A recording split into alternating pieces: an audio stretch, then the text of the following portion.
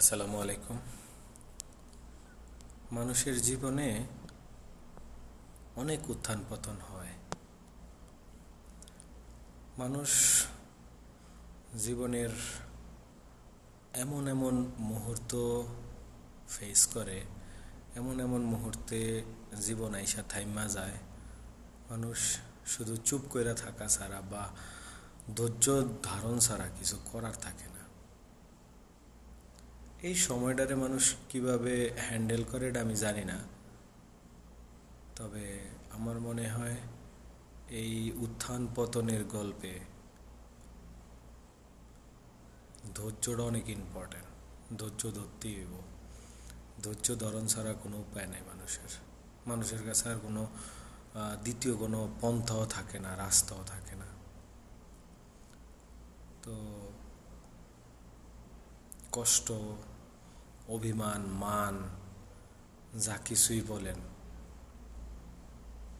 ধৈর্য ধরা আর আল্লাহ তালারে বলা, আমার মনে হয় এটাই সর্বোচ্চ সুন্দর পন্থা।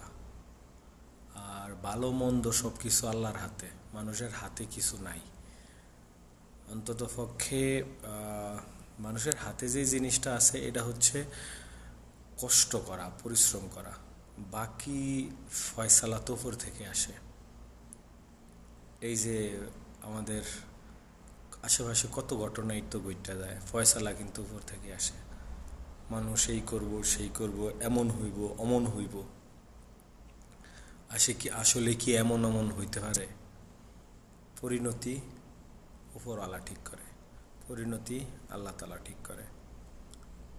তো সেই জন্য একটা জিনিস বলমু, সেটা হচ্ছে ভালো দিন আসুক, খারাপ দিন আসুক, ভালো সময় যাক, খারাপ সময় যাক, পরিণতি যেহেতু আল্লাহ তাআলা ঠিক করে, ডিসিশন যেহেতু আল্লাহর হাতে, সেহেতু ধৈর্য ধারণ করা ছাড়া আর কোনো সুন্দর পন্থা, সুন্দর কোনো কি বলে, আর কোনো উপায় নাই।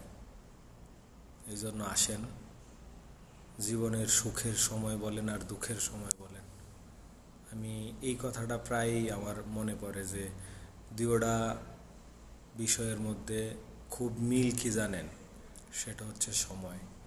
সুখের সময় অনেক বেশি দিন থাকে না, আর দুঃখের সময় অনেক বেশি দিন থাকে না। ঠিক আছে? তো এই জন্য আসেন আমরা সবাই যে যার মতো ধৈর্য ধারণ করি এবং আল্লাহ তাআলার উপরে ভরসা করি এবং আল্লাহ তাআলার নিয়ম কানুন অনুশাসন মেনে চলি। আসসালামু আলাইকুম।